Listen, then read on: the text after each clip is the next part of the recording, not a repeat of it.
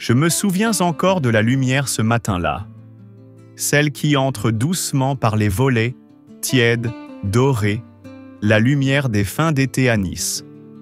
Depuis qu'elle est partie, le silence de mon appartement a changé de texture. Il n'est plus neutre, il a la couleur de son absence. Je ne pensais pas qu'on pouvait aimer de cette façon à 48 ans. Je croyais avoir tout vécu, la passion, la fatigue, le compromis. Mais il a suffi qu'elle pousse la porte de mon bureau pour que tout recommence, autrement. Elle s'appelait Camille. 22 ans. Un regard décidé, un sourire qu'elle essayait de rendre professionnel et cette manière de tenir ses dossiers contre elle comme un bouclier. Je me souviens avoir pensé « Voilà une fille qui veut aller loin ». Je n'avais pas deviné qu'elle m'emmènerait si loin, moi aussi.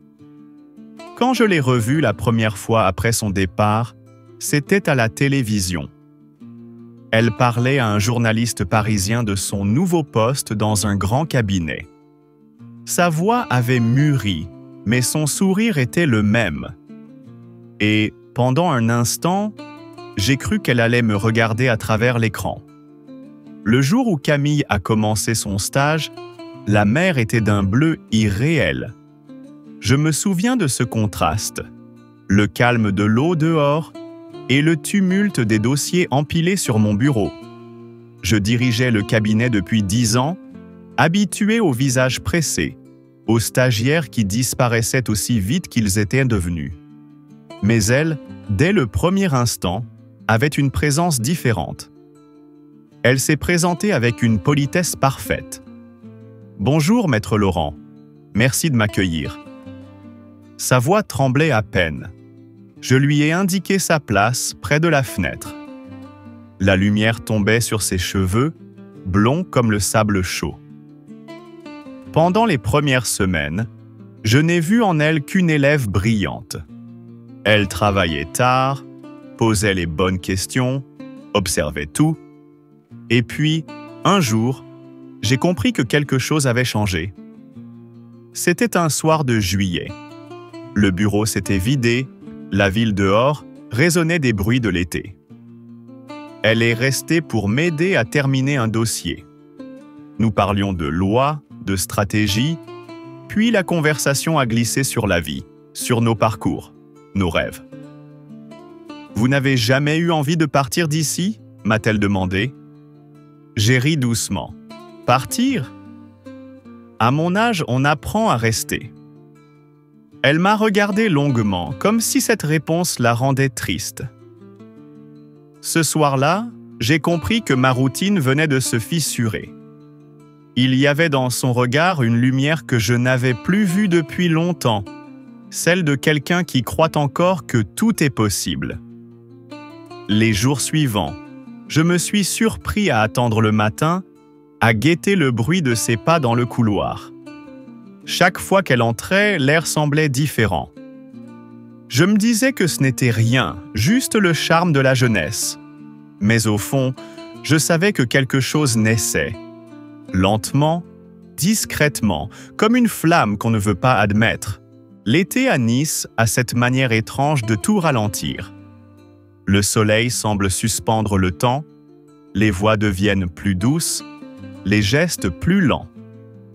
Et dans cette lenteur, quelque chose entre nous a commencé à respirer. Camille venait parfois plus tôt au bureau, un café à la main, un sourire encore endormi. Elle me racontait ses promenades du matin le long de la promenade des Anglais, les peintres, les touristes, le parfum du sel dans l'air. Je l'écoutais, fasciné par la simplicité avec laquelle elle voyait la beauté du monde. Un jour, elle m'a proposé de déjeuner dehors, juste pour changer un peu du bureau. Nous nous sommes retrouvés sur la terrasse d'un petit restaurant, à l'ombre des oliviers. La lumière jouait dans ses cheveux et je me suis surpris à ne plus penser à rien d'autre qu'à elle. Elle riait souvent, mais il y avait parfois une ombre dans ses yeux. une mélancolie que je ne comprenais pas encore. « Vous savez, maître, j'ai toujours voulu travailler ici, à Nice. » « Pourquoi ici ? » « Parce que tout le monde veut aller à Paris. Moi, j'ai besoin d'espace pour respirer. » Ce jour-là, je crois que j'ai senti qu'elle ne resterait pas. Elle portait déjà en elle le vent du départ. Les semaines ont passé comme un rêve chaud et clair. Nous travaillions côte à côte, souvent tard, quand la ville s'endormait. Nos mains se frôlaient, parfois en échangeant un dossier. Nos regards se croisaient un peu trop longtemps. Je savais que je devais garder mes distances. Elle était jeune, libre, et moi, déjà usé par les années. Mais la frontière entre la raison et le désir d'être simplement vivant devenait floue. Un soir, après une longue journée, nous sommes sortis marcher. La mer était calme, le ciel presque violet. Elle s'est arrêtée face aux vagues, silencieuse. « Vous croyez qu'on peut aimer quelqu'un sans le dire ?» Sa voix tremblait à peine. Je n'ai pas su quoi répondre. Alors je lui ai pris la main, un geste simple, naturel, presque nécessaire. Nous sommes restés ainsi longtemps à regarder la mer. Rien n'a été dit. Et pourtant, tout était déjà là. Le mois d'août touchait à sa fin quand la nouvelle est tombée. Un grand cabinet parisien l'avait repérée. Une proposition, brillante, irrésistible. Je savais dès que j'ai vu son visage ce matin-là que quelque chose avait changé.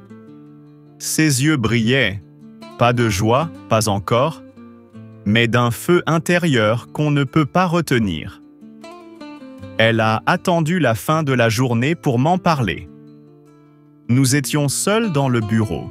La lumière du soir dessinait des ombres longues sur les murs. « J'ai reçu une offre à Paris », a-t-elle dit doucement. Je me suis tue. Le silence s'est étiré, lourd et calme à la fois. C'est une grande opportunité. Je crois que je dois y aller. Je lui ai souri, du mieux que j'ai pu. Oui, Camille, vous devez y aller. Ma voix était posée, mais à l'intérieur, tout vacillait. Elle s'est approchée du bureau, a posé les mains sur le bois. Vous ne dites rien ? Que voulez-vous que je dise ? Que je voudrais que vous restiez ? Ce serait égoïste. Elle m'a regardé longuement, puis a murmuré « Ce serait humain. » Cette nuit-là, je n'ai pas dormi. Je me suis souvenu de chaque détail. Son rire, sa façon de corriger mes notes avec douceur, son parfum de vanille et de papier neuf. Le lendemain, elle est venue dire au revoir. Un matin clair, trop calme, trop bleu. Elle portait une robe simple, blanche, comme une promesse. Quand elle m'a serré dans ses bras, j'ai senti que c'était la première et la dernière fois. Pas de mots inutiles, pas de promesses. Juste un silence plein de tout ce que nous n'avons pas dit. Avant de partir, elle a posé une enveloppe sur mon bureau. À l'intérieur, une courte lettre. Merci de m'avoir appris plus que le droit. Merci de m'avoir montré que la douceur existe encore, même quand on ne l'attend plus. Des mois plus tard, je l'ai vue à la télévision. Elle parlait de justice, de courage, de ses projets à Paris. Je me suis dit qu'elle avait trouvé sa place. Et malgré la mélancolie, j'ai souri. Car certaines histoires n'ont pas besoin d'un avenir pour être vraies.